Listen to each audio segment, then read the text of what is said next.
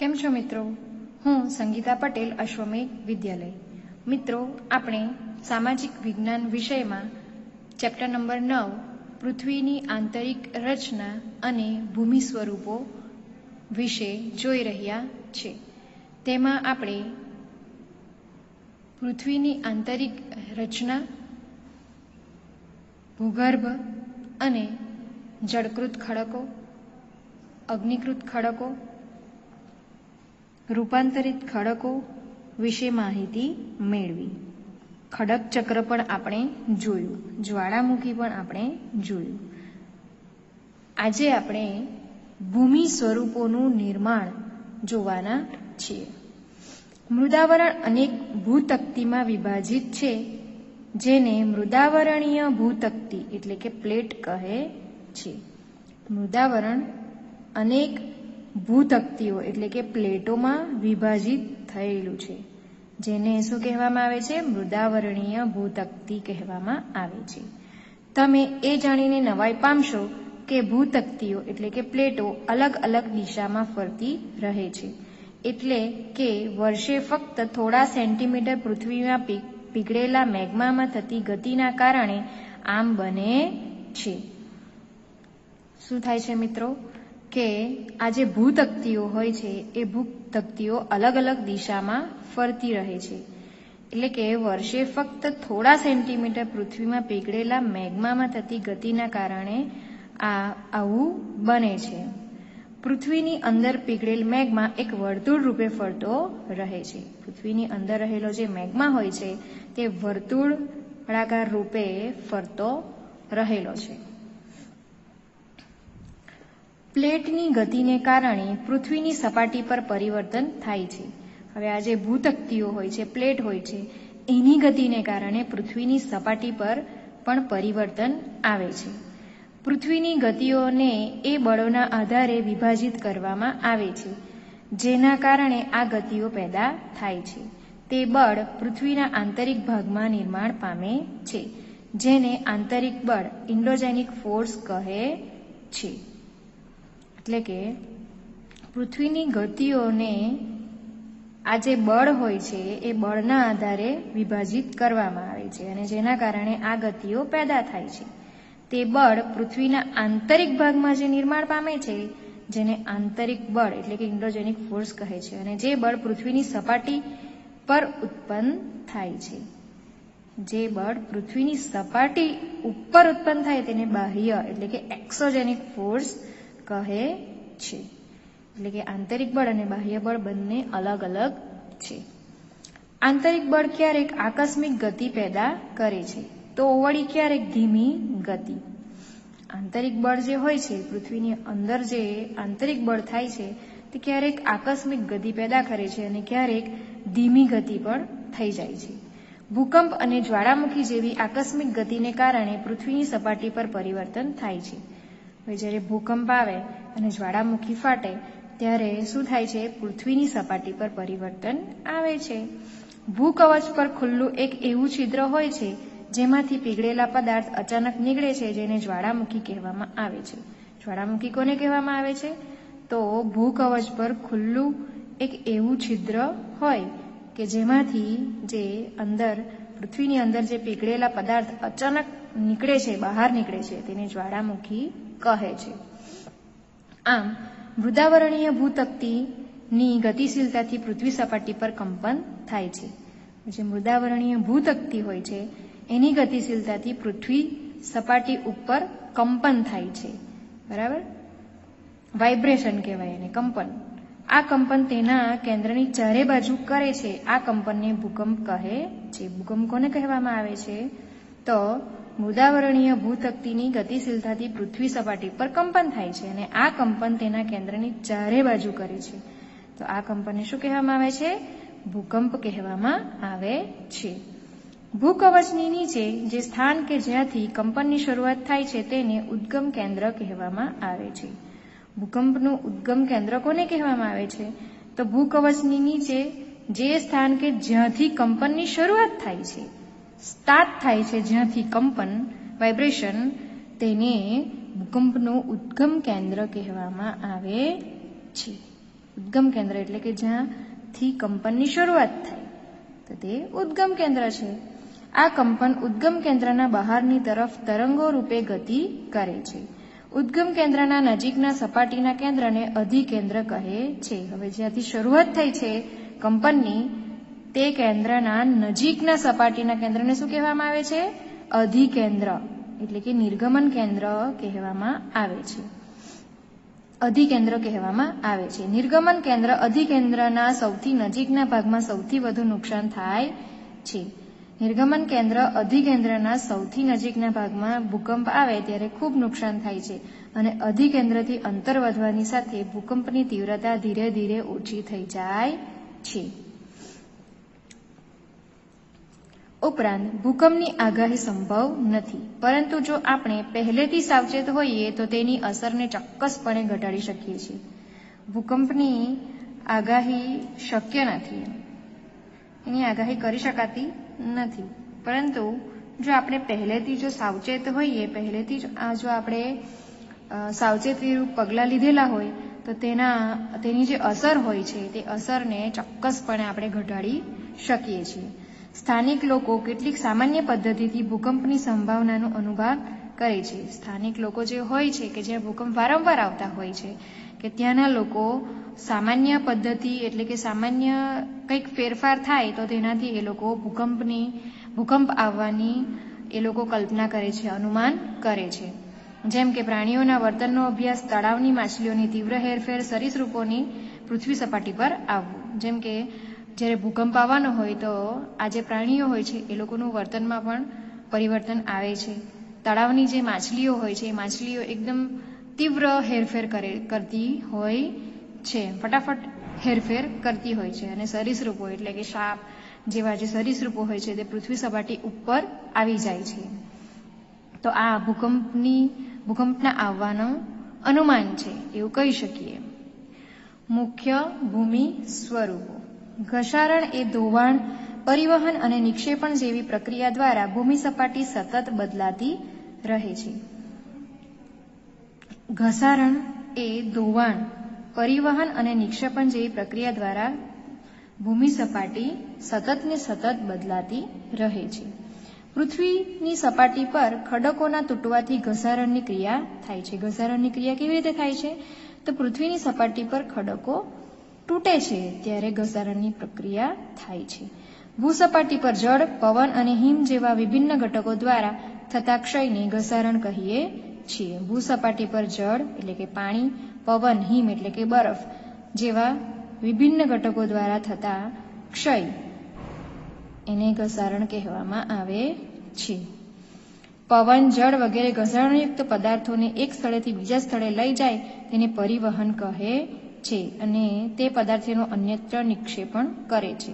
હવે પવન, જળ એ ઘસારણયુક્ત પદાર્થોને એક સ્થળેથી બીજી જગ્યાએ લઈ જાય તેને પરિવહન કહેવામાં આવે છે અને તે પદાર્થોનું અન્યત્ર એટલે કે બીજે નિક્ષેપણ કરે છે.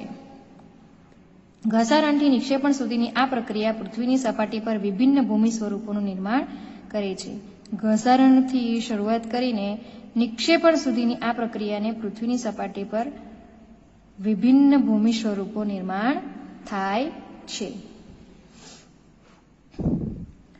હવે આપણે નદીનું કાર્ય જોઈએ.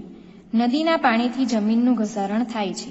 જ્યારે નદી નક્કર ખડક પરથી સીધા ઢોળાવવાળી ખીણ કે નીચાણવાળી ભૂમિમાં પડે તો તેને જળપ્રપાત કે જળધોધ કહે છે. નદીના પાણીથી જમીનનું શું થાય છે? ઘસારણ થાય છે. જ્યારે નદી નક્કર ખડક પરથી સીધા ઢોળાવવાળી ખીણ કે નીચાણવાળી ભૂમિમાં પડે તો તેને શું કહેવામાં આવે છે? જળપ્રપાત કે જળધોધ કહેવામાં આવે છે, જે તમને બાજુના ચિત્રમાં તમે જોઈ શકો છો. મિત્રો આપણે અહીં અંડરલાઈન કરીશું. હવે પાછળ જોઈએ. જ્યારે નદી મેદાની ક્ષેત્રમાં પ્રવેશ કરે છે તો તે વળાંકવાળા માર્ગ પર વહેવા લાગે છે. નદીના આ મોટા વળાંકોને સર્પાકાર વહન માર્ગ કહે છે. જ્યારે નદી જે હોય છે એ મેદાની ક્ષેત્રમાં પ્રવેશ કરે તો તેને વળાંકવાળા માર્ગ પર તે વહેવા લાગે છે. નદીના આ મોટા જે વળાંકો હોય એને સર્પાકાર વહન માર્ગ કહે છે.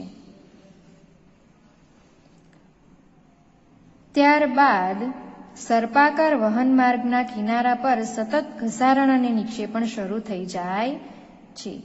સર્પાકાર જે વહન માર્ગ હોય છે તે વહન માર્ગના કિનારા પર સતત ઘસારણ અને નિક્ષેપણ શરૂ થઈ જાય છે. સર્પાકાર વળાંકો સમય જતાં ખૂબ જ નજીક આવી જતા લગભગ ઘોડાની નાળ આકાર કે વર્તુળાકાર ધારણ કરે છે.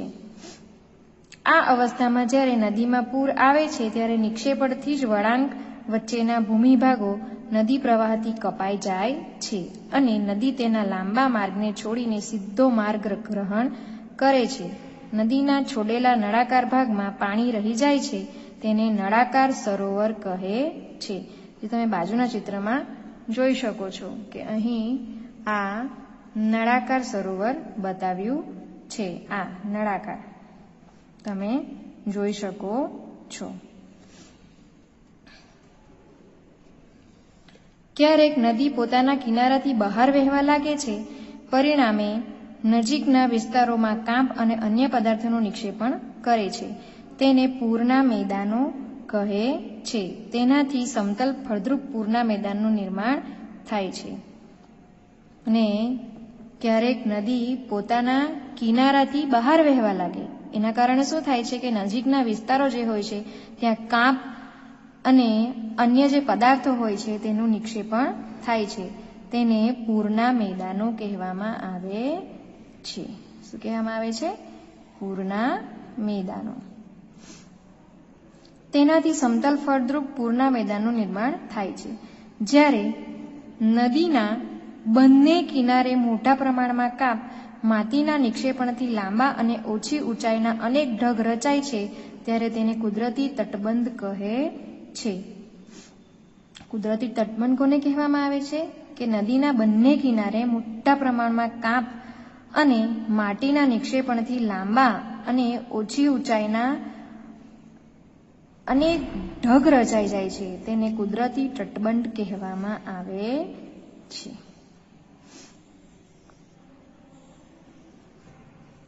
સમુદ્ર સુધી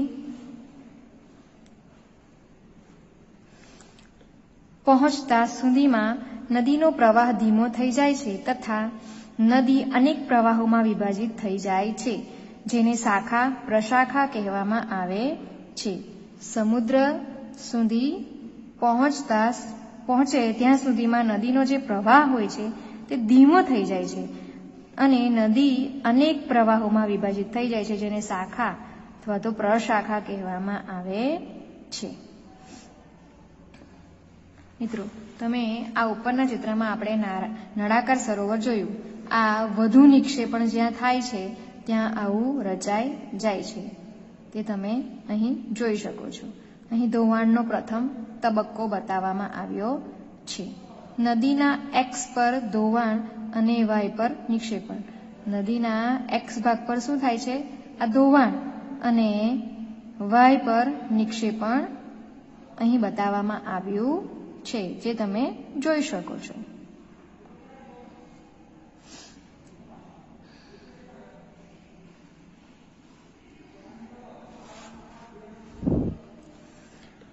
અહીં નદીની ગતિ ધીમી થઈ જાય છે કે તે પોતાની સાથે લાવેલ કાંપ, રેતી, માટી અને અન્ય પદાર્થોનું નિક્ષેપણ કરવા લાગે છે. અહીં નદીની ગતિ શું થાય છે? ધીમી થઈ જાય છે અને પોતાની સાથે જે કાંપ, રેતી, માટી અને અન્ય પદાર્થો જે લાવે છે એનું નિક્ષેપણ એ કરવા લાગે છે. એને ઠાલવવા, નિક્ષેપણ એટલે કે ઠાલવે છે, ત્યાં નાખે છે, નિક્ષેપણ કરે છે. દરેક શાખા પ્રશાખા પોતાના મુખનું નિર્માણ કરે છે. હવે જે શાખા પ્રશાખામાં જે વિભાજિત થઈ ગયેલી હોય છે નદીનો પ્રવાહ, તો તે મુખનું નિર્માણ કરે છે, પોતપોતાના મુખનું નિર્માણ કરે છે. બધા મુખોના નિક્ષેપણના જથ્થાથી મુખ ત્રિકોણ એટલે કે ડેલ્ટાનું નિર્માણ થાય છે. હવે આ જે બધા મુખો ના જથ્થાથી શું બને છે? મુખ ત્રિકોણ એટલે કે ડેલ્ટાનું નિર્માણ થાય છે. અહીં તમે પૂરના મેદાન અને તટબંધ જોઈ શકો છો. આ પૂરના મેદાન છે, નદી સ્તર છે અને કાંપનું સમતલ મેદાન છે, તે તમે અહીં આ ચિત્રમાં જોઈ શકો છો.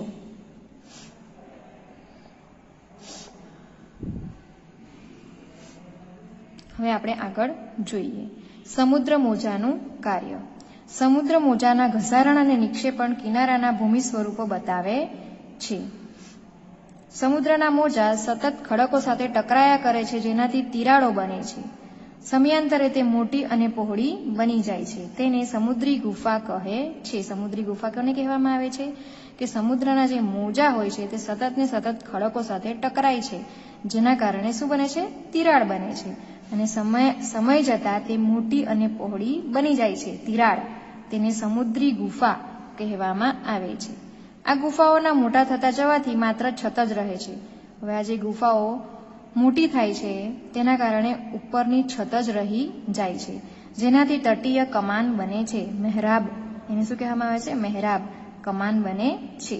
સતત ઘસારણ છતને પણ તોડી નાખે છે અને ફક્ત દિવાલો રહે છે. હવે સતત ને સતત ઘસારણ થતું રહે છે સમુદ્રી મોજાના કારણે, તો એ જે ગુફાની જે છત હોય છે એને પણ તોડી નાખે છે અને ફક્ત શું રહે છે? દિવાલો જ રહે છે. અને આ દિવાલ જેવા આ ભૂ સ્વરૂપને સ્ટેક કહેવામાં આવે છે. સતત ઘસારણ છતને પણ તોડી નાખે છે અને ફક્ત દિવાલો રહે છે, તો આ દિવાલ જેવા સ્વરૂપને શું કહેવામાં આવે છે? સ્ટેક કહેવામાં આવે છે. સમુદ્ર જળની ઉપર લગભગ ઉધ્વ થયેલ ઊંચા ખડકાળ કિનારાઓને સમુદ્ર કમાન કહે છે. સમુદ્ર જળ એટલે કે સમુદ્રના પાણીની ઉપર લગભગ ઉધ્વ થયેલ ઊંચા ખડકાળ કિનારાઓને શું કહેવામાં આવે છે? સમુદ્ર કમાન કહેવામાં આવે છે.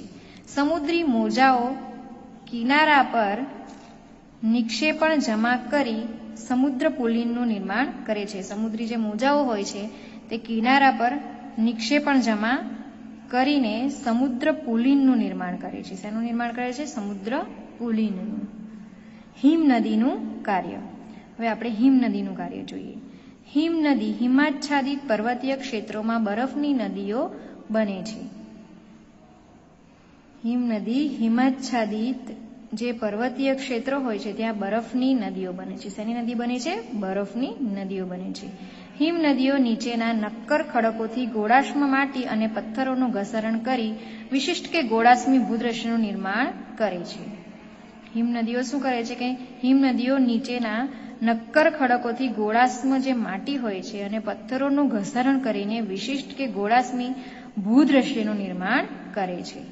હિમનદી ઘસારણ દ્વારા યુ આકારની ખીણનું નિર્માણ કરે છે. હિમનદી ઘસારણ દ્વારા કયા આકારની ખીણનું નિર્માણ કરે છે? યુ આકારની ખીણનું નિર્માણ કરે છે. હિમનદી પીગળતા પર્વતીય ક્ષેત્રોમાં આવેલા કોતરોમાં પાણી ભરાઈ સરોવર એટલે કે ટાનનું નિર્માણ થાય છે. હિમનદી જ્યારે પીગળે છે ત્યારે જે પર્વતીય ક્ષેત્રો હોય છે, પર્વતીય વિસ્તારો હોય છે, ત્યાં આવેલા કોતરોમાં પાણી ભરાઈ જાય છે અને ત્યાં શું નિર્માણ થાય છે? સરોવર એટલે કે ટાનનું નિર્માણ થાય છે. હિમનદી દ્વારા લાવવામાં આવેલ પદાર્થો જેવા કે નાના મોટા ખડકો, રેતી અને કાંકરા નિક્ષેપિત થતા તેના પ્રવાહ વચ્ચે ટેકરીરૂપ ડ્રમલીન ભૂમિ સ્વરૂપની રચના થાય છે. હિમનદી દ્વારા જે પદાર્થો કે નાના મોટા ખડકો, રેતી, કાંકરા આ નિક્ષેપિત થતા જે પદાર્થો છે તેના પ્રવાહ વચ્ચે ટેકરીરૂપ ડ્રમલીન ભૂમિ સ્વરૂપની રચના થાય છે.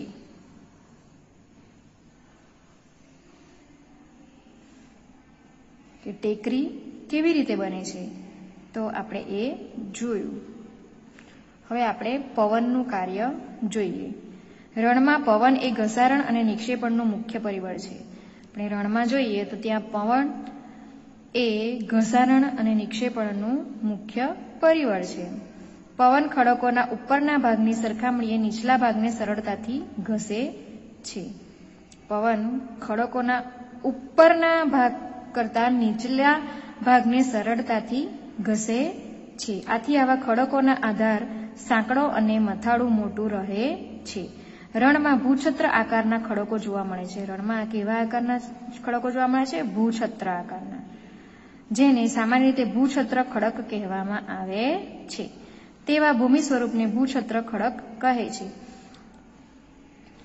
પવન ગતિથી પોતાની સાથે રેતને એક સ્થળેથી બીજા સ્થળ પર પહોંચાડે છે. જ્યારે પવનની ગતિ અટકે છે ત્યારે તે રેતી જમીન પર પથરાઈને નાની ટેકરી બને છે. તેને ઢૂવા એટલે કે બારખન કહેવામાં આવે છે. તમે બાજુના ચિત્રમાં ઢૂવાન તમે જોઈ શકો છો કે પવન પોતાની સાથે રેતી જે હોય છે તે એક સ્થળેથી બીજા સ્થળે પહોંચાડે છે.